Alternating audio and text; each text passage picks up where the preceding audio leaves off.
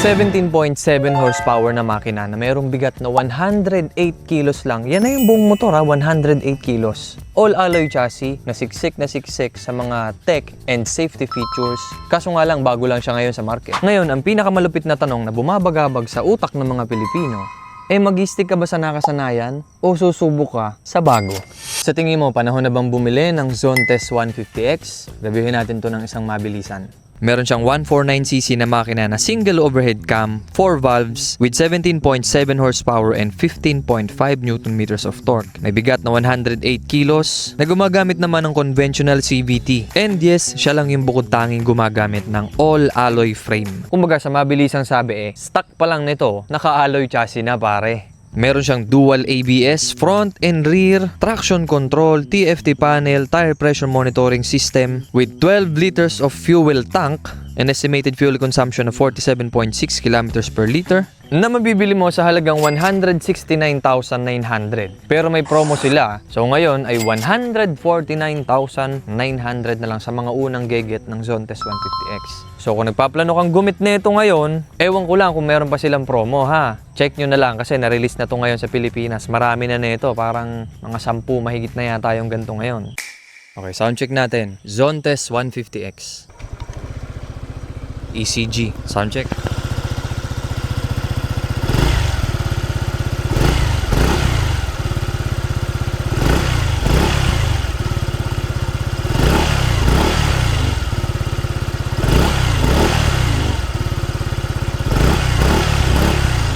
Overall, tahimik siya. Tahimik yung makina, tsaka yung pipe tahimik din. May narinig lang akong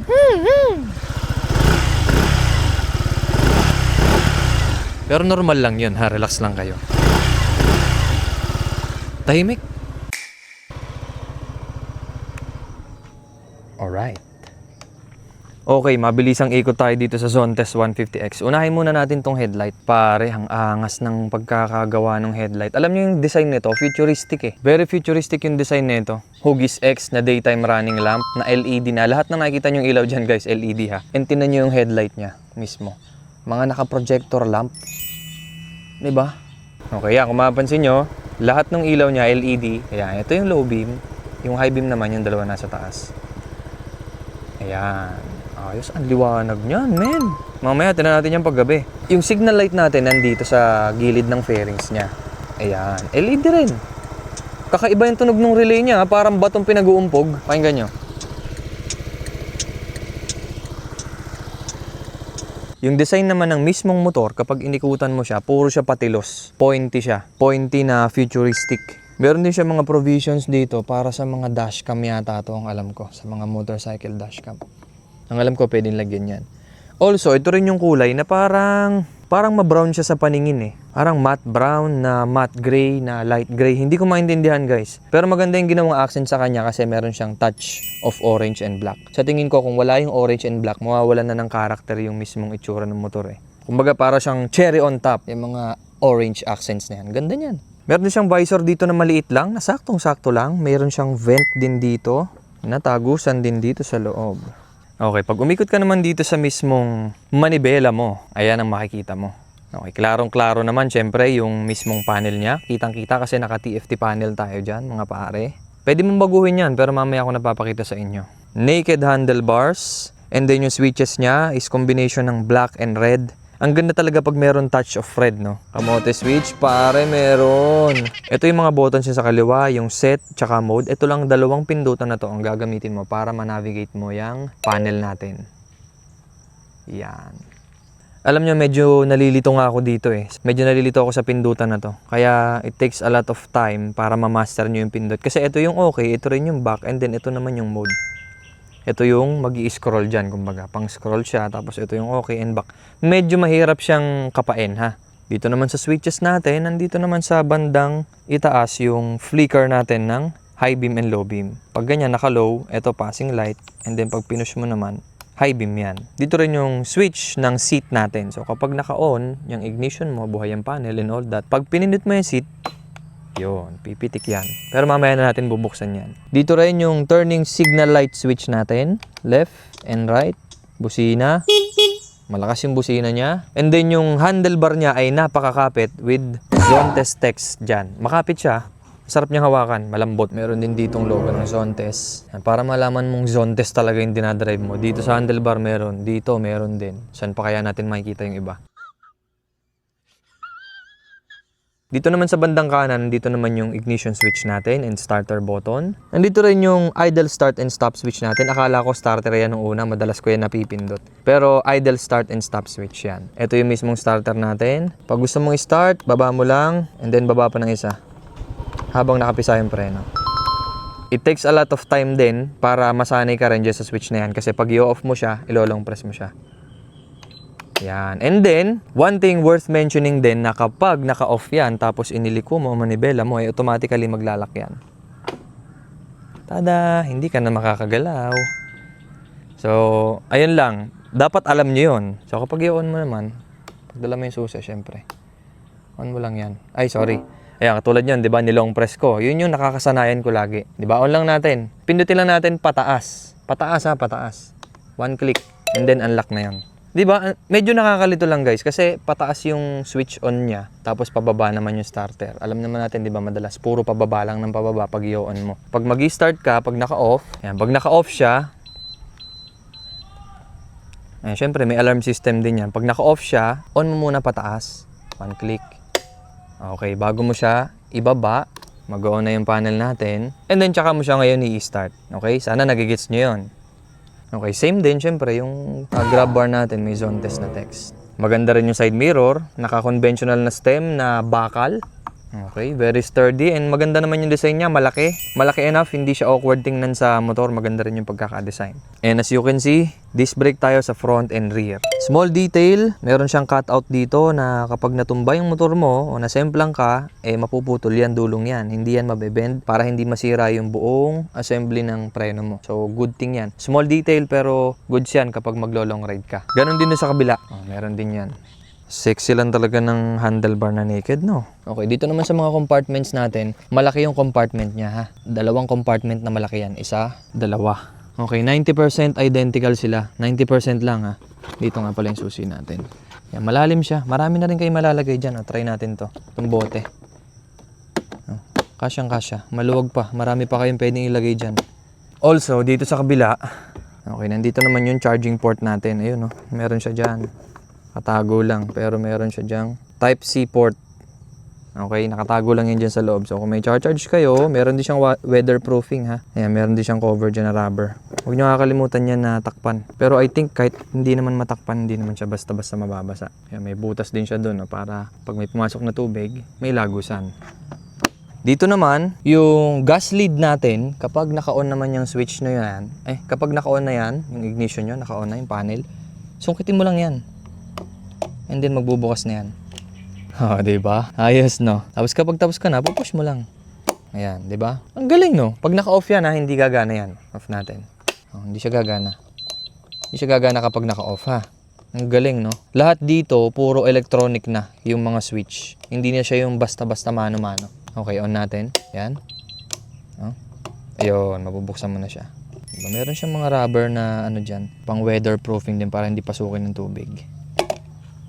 Okay, worth mentioning din itong butas dito guys, ha. Napakalawak na itong butas na to. Ewan ko kung ba't ganan, pero good thing yan kasi parang added hangin din pagka press ko sa dibdib mo kung sakali. Ewan ko ha, pero sa tingin ko yun na rin yun. Parang hinga lang ng konti para hindi kulong na kulong ba. Overall, pag hinawakan mo to, plasticky talaga yung feels mo sa kanya kasi mostly plastic syempre. Ang laki nung mga chunks ng plastic na makikita mo dyan sa harap. Kasi kitang-kita yan pag nandito ka, di ba? Pansin na pansin mo yung karamihan ng plastic. Lalo na siguro kung di naka-naked to. So, good thing, naked handlebar. Pogi niyan. And then, dito naman tayo sa seat. Yung upuan niya, napakaganda ng material na ginamit dito, guys. Oy, may Zontes uli. May Zontes na tatak. Maganda yung stitching niya. Yung quality rin ng tela na ginamit. Leather. Parang leather. Hindi ko nga lang alam kung mga synthetic na leather na lang yan o ano. But the point is, pag sinabing leather, alam nyo na yung feels niyan. Matte siya, na malambot. Okay, ito naman yung mismong key fob natin. Yan. Kakaiba yung design nito, para siyang relo. So, good thing, no? Umiba si Zontes ng design niya ng key fob niya. Hindi na yung conventional natin na mga Japanese brand ba. Ito, iniba niya. Side profile niya, pare, napakalinis. Ang neat lang talaga ng design. And mapapansin mo, very, very prominent yung mga alloy na kulay dyan sa baba. Ayun na yung mismong makina niya, eh. Ayan na yun. Tapos yung alloy chassis naman, kung mapapansin mo, ayan, sumisilip siya ng pakonti-konti dyan.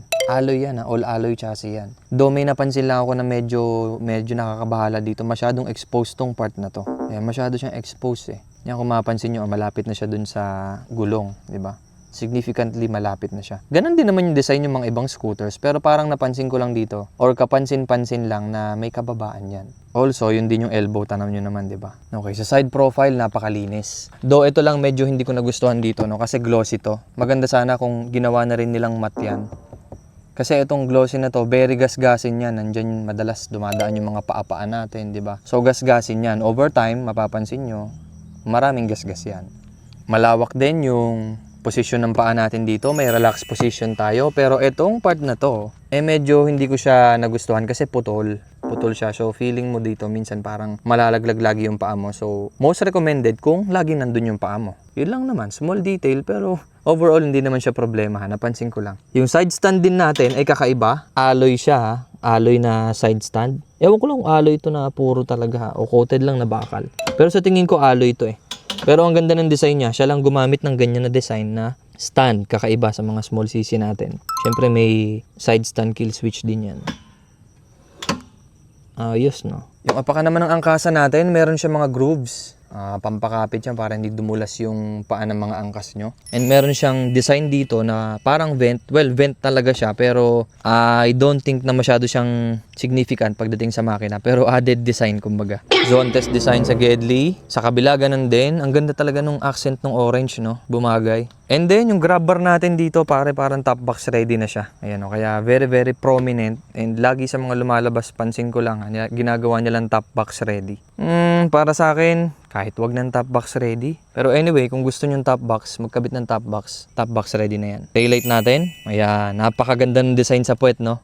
Malapad siya. And very prominent yung kulay na itong taillight natin na kulay pula. Ang ganda. Para siyang daytime running strip din na nasa likod naman. Ganda ng accent na yan, pre. Okay, LED rin yung signal lights natin dyan sa likod. And meron din siyang kabitan ng dashcam kung sakaling papakabitan mo. Yung design naman ng tapaludo niya ay kakaiba. Kung hindi siya yung conventional lang na bastang lapad na ganon, meron siya mga accent o meron siya mga uka-uka dyan. No? Kakaibang design lalo na to. Ito, nagustuhan ko to. Ito yung plate light natin eh. Ayan, plate light siya. LED rin. Ang ganda nito, itong part na to. Ayan, added detail. Hindi lang siya basta nakaumbok na ganon. Kakaiba yung design. Okay, may nakalimutan ako i-mention dito pero meron siyang sabitan ng gulay. Though wala siyang gulay board ha. Meron lang siyang sabitan dito na pwede mo itago. Yun. Okay, tapos na tayo sa taas. Dito naman tayo sa baba. Yung design ng muffler niya, maliit lang and bagay na bagay siya dun sa mismong motor. Liquid cooled na merong ABS dito sa likod at meron ding ABS dun sa harap. Okay pare, may zone test uli. Dito mo rin makikita yung chassis number niya. Kitang-kita, no? Grabe, ayun yung chassis, oh. Diyan sa ilalim, oh. Kitang-kita mo ba yan? Yung mga chassis dyan? Yung mga alloy-alloy dyan? Men, all alloy talaga. Okay, dito naman sa shock natin. Yung shock natin, sakto lang yung design niya. Hindi siya not the most appealing look ng shock. Pero kung nagagawa naman niya yung function niya, di ba? Pwede na rin. Meron siyang preload adjustment dito. And napansin ko lang din to, guys. Atan niyo, ginagalaw ko lang to kanina. Ayan, oh. Nagagalaw ko siya kasi medyo kulang pa siya sa preload. And napansin ko na rin naman yan kanina nung tinest drive ko siya. Ayan, medyo malambot siya. Wala pa akong ginagalaw dyan pero tingnan natin yung performance ng ganyang setting ng shock. Yung design din ng mags niya, very very lightweight. Tingnan mo naman kung gano'ng kaninipis yan. Diba talagang hinahabol ni Zontes yung extreme lightweight na branding niya. Kasi yun talaga yung pinagmamalaki niya eh. Very lightweight siya pero yung makina niya malakas. And talking about makina, 17.7 horsepower ang ina-output ng makina ng Zontes 150X. Though, tinesting natin to dun sa Click 160 and hindi pa rin siya nagpaiwan sa Click 160. So overall, maganda yung binigay niyang performance kahit na medyo may pagka hindi siya aerodynamic. And syempre, lamang naman talaga sa CC yung Click 160 kaya nanalo yung Click 160 sa Zontes. Pero overall, maganda pinakita na itong Zontes doon sa drag race na ginawa natin kasama yung Zontes 150X. So sa mabilisang sabi dineliver ni Zontes yung horsepower na meron siya at saka yung strength niya which is yung extreme lightweight pare. Okay, maganda rin yung pagkakadesign dito sa Gedli na itong airbox niya. Matigas siya ha.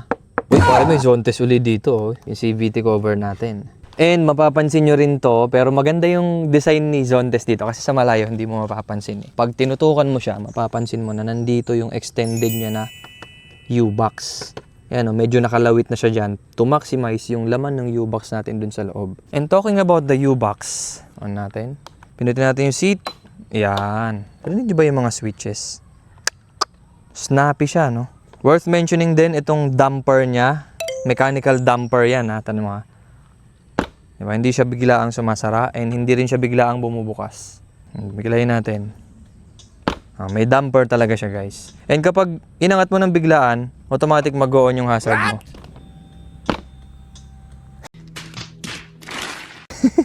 Kasi tinatamaan niya yung hazard. Joke yun, ha? Joke. Ayan. So, pag pinuksan natin siya, napakalaki na ito, guys. Ito yung bag ko na malaki. Ayan, nandito lahat ng abubot ko pagbablog. Napakalawak niyan, guys. And good attention to detail din kasi meron siyang isang ilaw dito na magagamit mo rin kapag gabi ka nagkakalkal dito. Syempre, di ba? Madalas nangyayari yan. Kakalkal kayo ng mga bag nyo dyan. Ang dilim-dilim. Ayan, good thing. May konting ilaw dyan. Unlike dun sa tinesting natin dati na Bergman na merong vent dito o intake port na pinakahingahan na lang yung mismong U-box mo. Ito, wala to. Testing natin to. Okay guys, tinesting na namin to many times and ito yung perfect fit na pwede mong i-fit yung full face helmet na yan. Testing natin kung kasya, ha. Okay, kasya siya. Pero it's up to you kung kakaldagin mo kasi sagad-sagad na siya, eh. Tumutukod na siya dun, eh. So it's up to you kung pupersay mo siya ng konti. Kakasya yan, guys. Satan ninyo, ha. O, yun. Kaso nga lang, medyo nakaumbok siya. Yan, mapapansin mo, di ba? So, for me, hindi kasya tong full face na to. Tong aray. Okay, dito naman sa part na to. Tignan nyo, ha. Ayan, tukod din siya, di ba? So, I think yung mga maliliit na full face, kakasya dito. And, surely, yung mga half face, sureable na yun. Kasyang-kasya yun dito. Pero overall, sobrang lawak ng U-box niya. Ito na yung pinakamalaking underseat compartment na nakita ko sa lahat ng na-review ko ng motor. Ito na yung pinakamalaki talaga kay Zontes. Anyway, itong nasa akin na test unit, wala siyang kasama. Pero sa tingin ko, meron siyang spark plug remover dyan, tsaka mangilan-ngilan tools. Okay, dito sa baba ng harap, telescopic shock na tinan mo naman yung laro. Pakalaki ng laro niyan, pare. Telescopic shock, medyo mataba rin to. Ewan ko lang kung ilang mm to, hindi ko lang nasukat. Pero ito yung matabang shock, hindi payat. Mabilisan lang. Okay, meron siyang reflectorized na bilog dito sa side. I think pwede mo itong tanggalin. Okay, pwede siyang tanggalin. Meron siyang tornilyo. ABS, 2-pot na caliper. And then yung gulong na ginamit niya dito ay CST 110/70/14. Tapos sa likod naman ay 130/70/13. So yung gulong niya sa unahan 14, ito naman ay 13. Sana ginawa ng 14 parehas, no? Worth mentioning din, tinan nyo yung design ng mugs natin. Very lightweight design. So halos lahat ng pyesa na makikita mo dito sa Zontes ginagawa nilang lightweight. Okay guys, dagdag ko pa pala, meron pa pala siya ditong tire hugger na factory stock, meron na siya. Good thing yan, dinadagdag na nila yan sa mga bagong motor, no? Tsaka mahaba siya para maprotektahan yung loob ng makina natin. Though wala naman masyadong mga exposed dyan, pero 'di ba? Good thing, meron na nito. Okay, may napansin si Ichan dito. Ang gaganda raw ng mga bolts na ginamit. Ayan, pansinin nyo. Tawag dyan, parang flower type siya, nakakaiba. Triangular. Masasabi mong consistent kasi kahit dito ganun din Ayan Ito pa Ito din Ito din. Ito din. Small detail pero dagdag forma pare. Okay, papasilip ko rin sa inyo dito sa ilalim yung alloy chassis niya. Ayan, kita mo yan. Ayun alloy yan kahit dyan sa mismo sa may T-post. Ayan alloy yan alloy na alloy. Pati yun kita mo yan sa loob. Ayan alloy yan pare. Ayan alloy yan. Kita mo yan, alloy yan. All alloy talaga siya. Okay yan engine support, alloy din. Pinanindigan pare. Pare, pinanindigan talaga ni Zontes, Okay. Overall, depende sa inyo kung anong trip yung panel. Para sa akin nga, kahit may navigation system to, hindi ko gagamitin yun Wala lang, hindi ko lang talaga trip yung navigation gamit ang panel. Sa akin lang yun, depende sa inyo kung trip nyo yun. Okay, ngayon, sang mabilis ang testing. Mukhang uulan pa. Anyways, ito, mention ko lang to kasi correction dun sa kanina. Okay, off muna natin. Kahit pala naka-off yung, yung makina o yung mismong panel mo, basta malapit yung susi. Andito yung susi. Basta malapit yung susi, pwede mong i-open yung seat. Pwede mo siyang i-open. Basta malapit yung susi, Ayan. Bukas na siya. Isa pa, seat. Yun. Nabubukas siya. Yan, correction lang yun doon sa kanina. Pero, pag naka-off yung panel, hindi mo mabubuksan yung gasolinahan. Kailangan mo pa siyang i-on bago mo siya ma-open. Yan. Ang alam ko, may mechanism to na nag-i-snap to palabas. Bakit hindi to nag-i-snap? Comment down nga. Ayan, ganito kasi siya eh. Ayan. Ewan ko lang tara. Practical test. Alam nyo guys, di ba pinadala na tayo ng zone test dati ng test unit nila ng Zone Test 150X. And I can say, parang iba ang performance nito kaysa dun sa luma. Parang matuling to eh. Somehow, it feels faster kumpara dun sa isa. Pero ngayon, about maneuverability, pakita ko din sa inyo yung handlebar angle niya. Ayan, malaki. Napakalaki. Almost papantay na rin siya dito. Kita nyo yung angle niyan.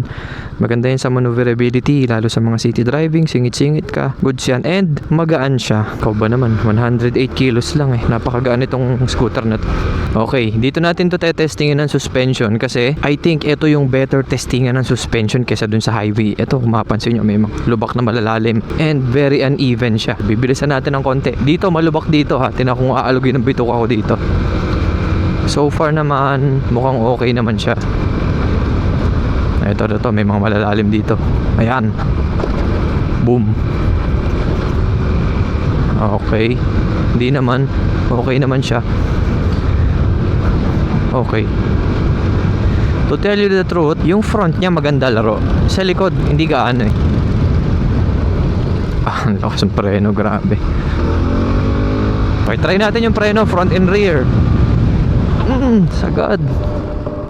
Grabe. Okay, may ABS. Masarap siyang tumigil. Though, ayun yung nakita kong problem dito guys. Since magaan siya, pag gumamit ka ng maximum braking, nagiging unstable na siya kapag kumakagat yung ABS kasi nga masyado siyang magaan. Ang stopping power ng mga magagaan na motor slightly hindi gaano maganda, lalo na kung magaan yung mismong motor. Dito sa kaso natin, 'di ba? Magaan to. So pag nag-hard braking ka, yung stability mo medyo mako-compromise ng konti kasi magwawabol ka ng konti unlike yung mga mabibigat. Yun ang downside ng mga sobrang magagaan na motor katulad nito. Malakas yung braking power niya pero syempre, practicein nyo na lang kasi alam naman na din ng iba yan kapag masyadong magaan din yung motor o sasakyan hindi maganda yung stopping power niya. Okay, try naman natin traction control. Ito, madulas dito eh.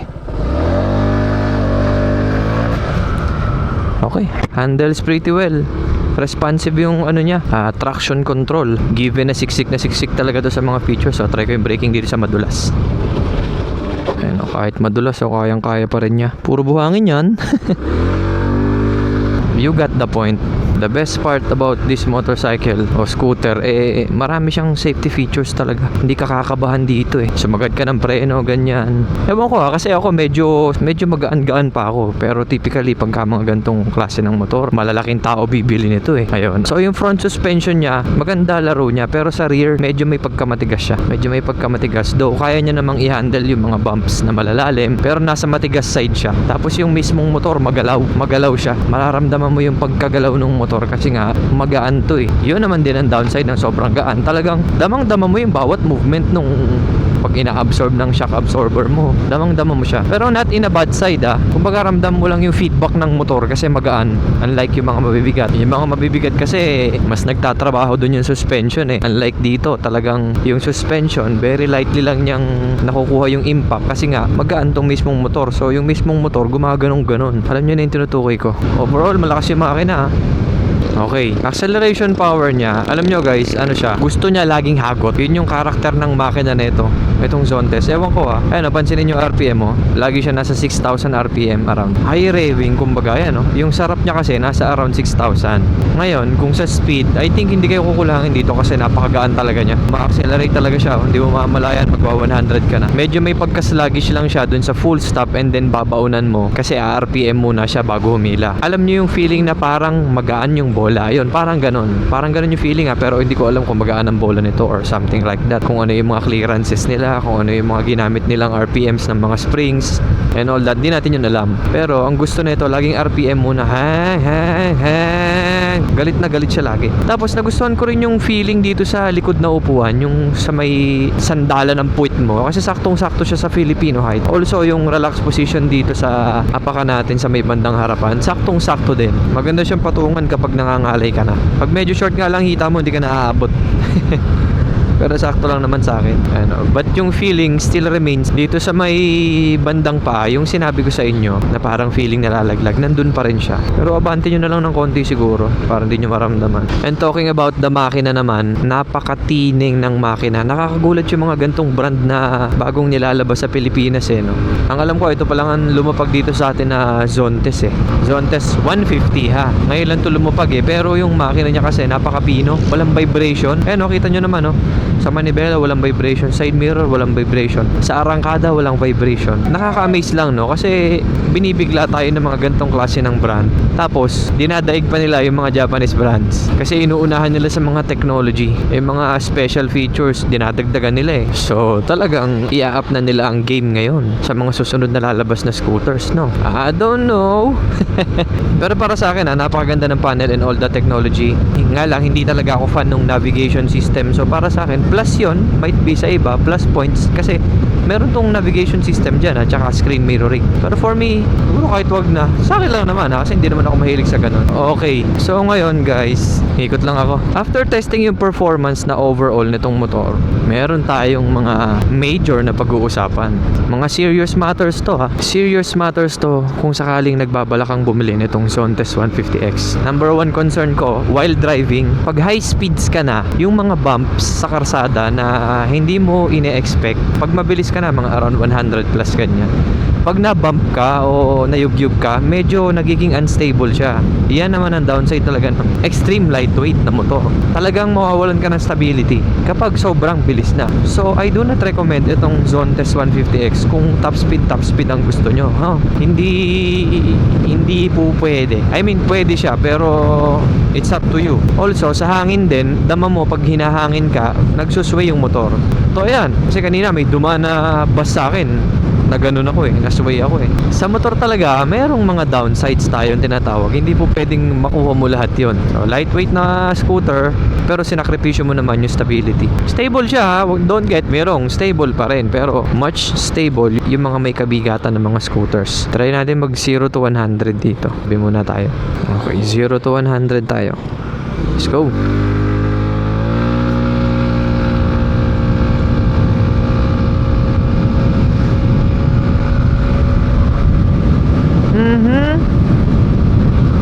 Okay, as you can see, mabilis niya nakuha yung 100 given na nakatunghay pa ako hindi pa ako nayoko niyan, partida. So sa makina hindi kayo kukulangin, and overall rating ko sa makina medyo mataas, mga nasa 8.5 siya. Pagdating naman sa comfort, bibigay ako ng 8 kasi sa likod medyo hindi ko gusto yung suspension niya. Hindi ko maintindihan kung malambot o matigas kasi yung preload naman niya nasa pinakang malambot naman. So kapag tinigasan mo pa yung preload, maybe mawawala yung parang konting yugyug kasi may konting naririnig ako na parang plok parang ganun. Pero hindi siya lagutok Feeling ko dahil nga dun sa preload kasi kulang pa siya ng konting preload. Kaya pag bumuka o ano ba yung tawag doon? Top out ba yun? Kasi bottom out, di ba yung sa malalim, yung sagad. Basta yun. Pagka sumagad yung shock ng play sa likod, yung galing ka sa hams, tas gumanon, maririnig mo para may clock, may ganun na slide. So maybe doon lang yun sa adjustment ng shock. But somehow, may katigasan na siya. Yun palaisipan nyo na paano nangyari yun. Pero sa mabilisan sabi kasi, given the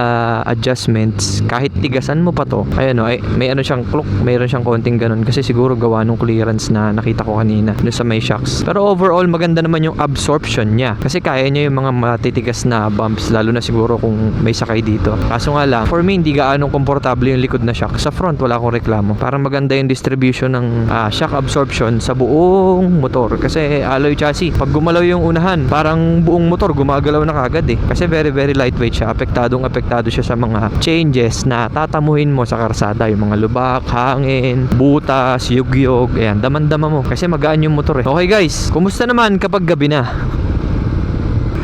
Alright, ito naman siya kapag gabi. And kung mapapansin nyo, napakaliwanag ng headlight niya. Ayan high beam natin. Yun yung high beam niya. Talagang high beam na high beam. Hindi ka kukulangin sa high beam, hindi ka kukulangin sa low beam. Ayan. Hugis siya hugis bowl. Sana man lang angat ko pa yung visor ko Ayan. Napakalinaw niya talaga Pero sana nilagyan na rin tong dalawang blankong anong to, no? Yung dalawang blankong part na yan, sana meron na rin konting liwanag dyan.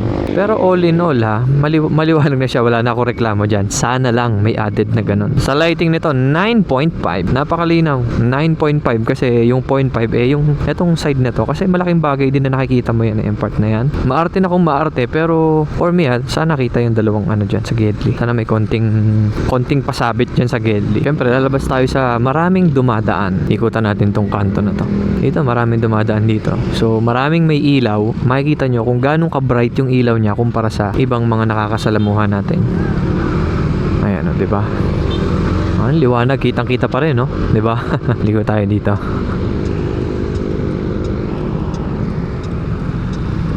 Okay. Ayan, pansinin nyo yung mga headlight nila kung nakikita nyo. Wala, ito lang makikita mong headlight dyan, men.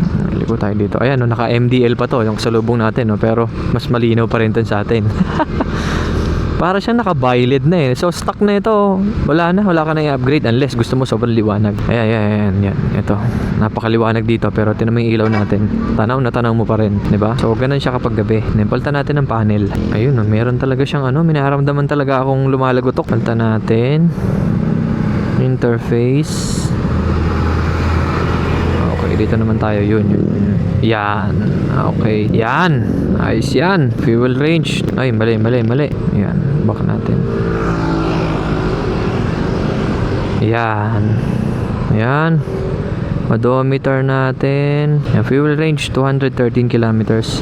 Ayan, no, meron din siya nung temperature ng front natin, no? Temperature tsaka pressure. Ganda talaga na may TPMS, guys. Anyways, pag ina-navigate mo siya, ito lang baba. Wag yung taas kasi yun yung mode button. Napanti tayong konti. And ayan siya kapag gabi, 'di ba? Against all odds. Against lahat ng kasalubong mo, talagang kitang-kita mo ang ilaw nito. Bang. Diba? Maliwanag talaga to. Hindi ka nakukulangin. 9.5 nga ni. Ganda ng panel, no? Maganda yung display niya kasi TFT na full color eh. Ganda, oh. Mas gusto ko to kaysa yung ginagamit kong gauge kanina. Parang mas trip ko to. Ganda. Mention ko lang uli yung makina nito. Yung makina nito laging gusto hagot eh. Parang gusto niya laging hagutin mo siya. Rev happy kumbaga. Ayan. Kabayanan dito sa may kanto ng Masapang. And guys, kung nanonood kayo dyan, baka naman libre lang mag-subscribe para pag meron tayong mga karera tsaka mga bagong reviews, malalaman nyo. And dito dati yung shop natin. Swabe. Wala. Okay. Ganun siya kapag gabi. Ganda. Ito lang talaga kulang tong part na to, tong blanco. Pero all in all, sobrang liwanag. Very, very satisfied. Balik na tayo sa umaga. Andito na tayo ngayon sa pinaka-importanting part ng video natin, pros and cons. Unahin na muna natin yung mga reklamo ko dito sa Zontes 150X. Okay, number 1 para sa akin, yung switch niya dito sa mismong panel. Dalawa lang ang pindutan niya, medyo nakakalito lang. So, maybe add isang pindutan lang dito sa gitna. Yun yung okay and back and then up and down scroll naman yung dalawang buttons. Overall, hindi naman siya issue. Sanayan lang talaga pero sa mga common folks natin dyan, syempre, mapapansin nyo yun. Pangalawang bagay, yung shock natin dito sa likod, slightly maingay siya kapag lumalaro. Maybe dahil na rin dun sa pinakang preload adjustment na pwede nyo pa namang i-adjust. Well, na-mention ko lang siya kasi syempre kung bibili mo siya and out of the casa katulad nito, medyo malambot siya. So, maybe adjust mo siya para hindi mo na siya problemahin katulad ko. Okay, next thing, yung exposed masyado na parte ng makina dun sa bandang ilalim. Well, there's nothing we can do about it pero worth mentioning din yan. Hindi naman siya sobrang exposed ha, pero mapapansin mo lang siya kapag nakakita ka ng Zontes 150X na parang, uy, parang mababa yun. Parang ganun.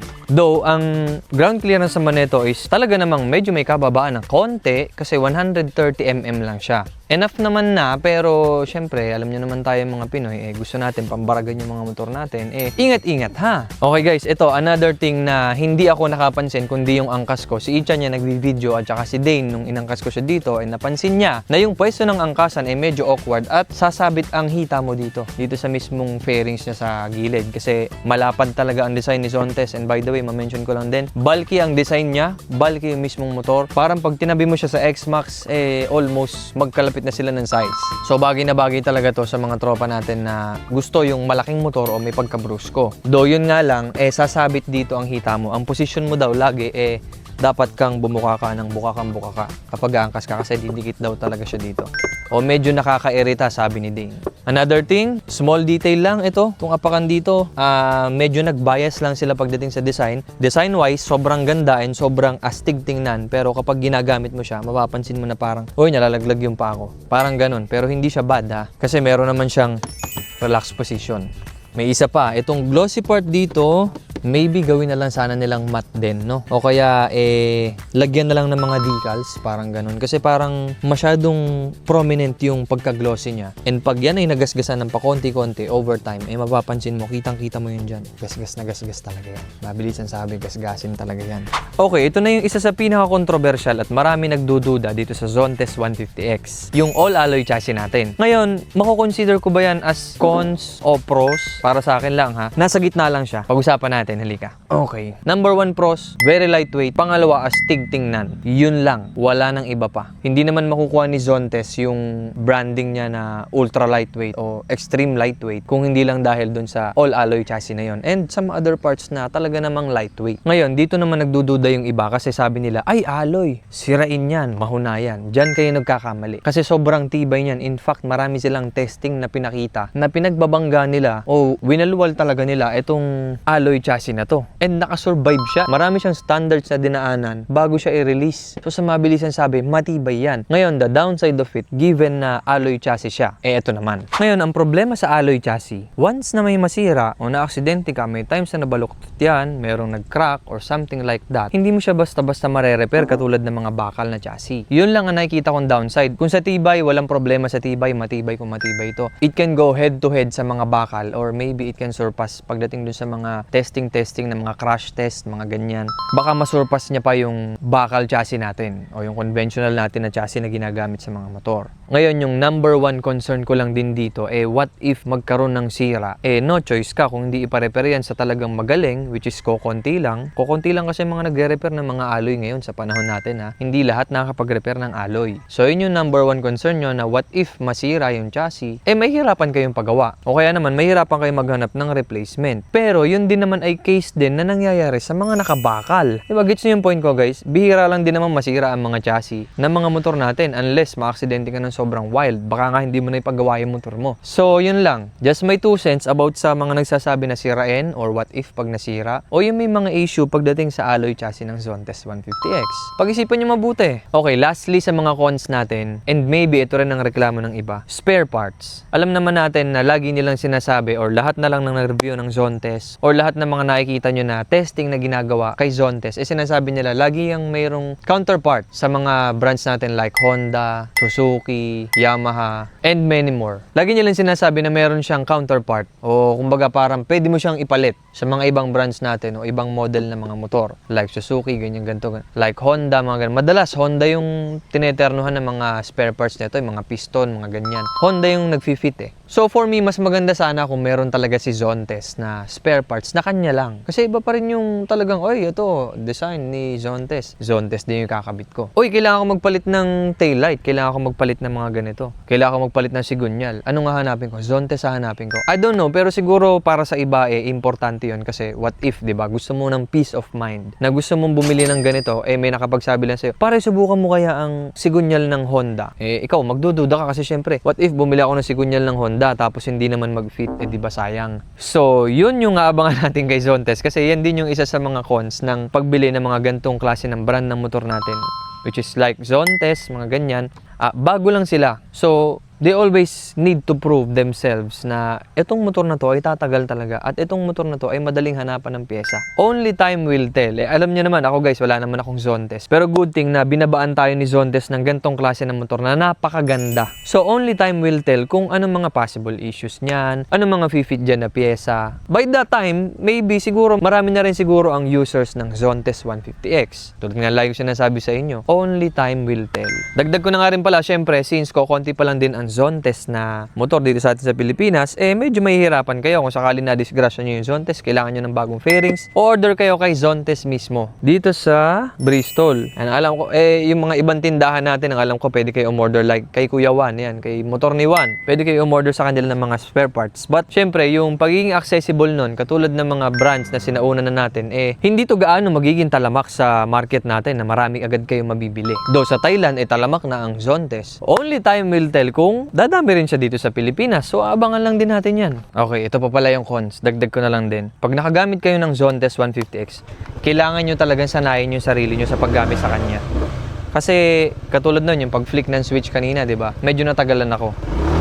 And pag navigate ng mga panels, medyo natagalan din ako. Pero pag nasanay na kayo, I'm pretty sure makukuha nyo rin siya. Pero another cons yan for me ha, kasi hindi siya beginner friendly. As a sinaunang driver, halimbawa, sanay kayo sa mga basic lang na motor, hindi siya beginner friendly kasi maraming mga pindutin, maraming mga abubot. So, ingat na lang kayo. And sanayin nyo na lang yung sarili nyo. Okay, dito naman tayo sa pros. Yung pinaka nagustuhan ko dito talaga sa Zontes 150X. Number 1, wala nang paligoy-ligoy pa pare, yung technology niya. Sobrang daming features na meron to na wala yung mga competitors niya. In fact, si Bergman 1.5 lang ang tumapat sa mga specs nito. Nakaka-release lang din naman, neto lang din nakaraan. In fact, una pa nga lumabas to dito sa Pilipinas. Sa Pilipinas ha, una pa lumabas to dito sa Pilipinas na meron siyang TPMS o Tire Pressure Monitoring System. Mas nagustuhan ko lang yung Tire Pressure Monitoring System nito kasi kita mo siya agad sa panel, yung PSI. Unlike yung Bergman na i-navigate mo pa dun sa mismong panel bago mo makita yung tire pressure niya. Okay, so number 1, technology, sobrang dami. TFT panel, traction control, magandang switch, yung mga switches ng mga lead natin katulad nila sa gasolina, electronically operated na. So pindot ka na lang. Dual ABS din yan, may traction control, and so many more. So sa technology, pasok na pasok, and number 1 na nagustuhan ko yan dito sa Zontes 150X. Pangalawa naman, yung pagiging lightweight niya. Yung pagiging lightweight ay malaking tulong din naman yan sa motor kasi hindi niya na kailangan ma-stress kapag gagamitin mo siya. Hindi siya lagi underload kasi nga napakagaan lang, 108 kilos lang to. Okay, another thing, yung fuel tank capacity nito almost 12 liters. Sobrang dami na nun pare, saan ka makakarating nung pag pinull tank mo yan tapos bumiyahe ka, di ba? Hindi mo na kailangan lagi maggasolina kasi 12 liters ang fuel tank capacity nito. Ewan ko saan nila nilagay yun dito pero kita mo naman yung malaking part na yan, di ba? So, ang galing lang kasi 12 liters. Okay, another thing, sa comfort. Sakto lang siya sa comfort para sa akin, pero nandun siya sa mas malapit sa perfect na suspension system o perfect na feels ng motor. Malapit na siya doon. So, masasabi ko, hindi siya pangit. Hindi pangit ang suspension nito. Maganda ang suspension nito. And also, yung comfort, relax lang yung position ng kamay mo. May relax position yung paa mo. Tapos, itong upuan, napakalambot and may umpugang pa yung puwit mo dito banda sa likod. Do, ewan ko kung abot ko to. Pero, ayan. Ganun siya. Sakto lang din. Para ka nasa sofa. Filipino height friendly rin to. Hindi ko to nagawa kanina pero tindig check muna tayo. Yan ang tindigan ko sa Zontes 150X. Kung mapapansin nyo, may pagkamababa yung upuan niya. Good siya. Hindi ako masyadong tingkayad, oh. Diba? Pag umatras ako, okay. Yan, tingkayad na ako pag umatras ako ng sagad. Pero most of the time naman, nandito lang naman tayo. Kaya goods. Bagay ba? Sa isang height ko, 5'6 ako, 5'6. Yan, sakto lang ba? Comment kayo dyan sa baba. Another thing na nagustuhan ko dito sa Zontes 150X ay yung pagkakaroon niya ng sarili niyang karakter. Pag sinabing Zontes 150X, meron siyang sariling icon katulad nito. Like, katulad ng Honda, sabihin na natin. Ang Honda is all about elegance, parang ganun. Ito naman Zontes, all about technology, and itong looks niya, napakayabang. Mayabang yung looks ng Zontes. Pag sinabi mong Zontes, parang may sarili siyang branding ba? May sarili siyang signature, parang ganun. Okay, another thing, napakalaking compartment sa loob, pare, ang laki. Malaki tangke mo, marami kang ilalagay din dito sa U-box mo. Tama talaga to pang long ride, pare. Okay, and lastly, performance. Yan naman ang nagulat din ako dito sa Zontes 150X kasi yung dineliver niya na performance, top of the line na. Kaya na niya makipagbabagando sa mga top brands na natin na matagal na natin kilala at sanay na. Marami na rito sa Pilipinas. Paglabas pa lang ng bagong Zontes 150X, shocking. Kasi tinapatan niya na kagad yung mga top brands. Maganda yung performance, maganda response, maganda yung torque niya, matining ang makina nito guys. Surprisingly kasi alam niyo naman, 'di ba, pagka mga brands galing from China, sanay tayo na mababibrate ang mga makina niyan. Pero this time kay Zontes 150X, subukan nyo. Ang tining ng makina, pinong-pino siya. Mapapansin niyo yan kung matagal na kayong nagre-review ng motor o matagal na kayong nagmumotor, mararamdaman yung pagkapino ng makina niya. So sa performance, wala ako reklamo. Wala din ako reklamo kung wala siya masyado sa top end or something like that. Pero all I can say is dudulo to kasi very lightweight to. Let me know dyan sa comment section guys kasi may times talaga na napapahaba yung reviews natin napapansin ko naman, hindi naman mostly sa inyo nanonood ng isang buong video. So tanong ko sa inyo, okay ba sa inyo na gantong kadetalyado yung review natin o mas gusto niyo yung maiksi lang? Comment down kasi hindi ko din alam. Minsan ako din, nai-stress din ako kasi humahaba na rin Parang putak lang ako ng putak. Nararamdaman ko parang gano'n. May silbi ba yung mga sinasabi ko? Guys, mag-comment nga kayo sa baba. And sa mga hindi pa nakasubscribe, mag-subscribe naman kayo guys para makapag-review pa tayo ng mga maraming ganito, tsaka marami pa tayo mga karerang gagawin ha. Subscribe kayo dyan guys, libre lang mag-subscribe, walang bayad dyan.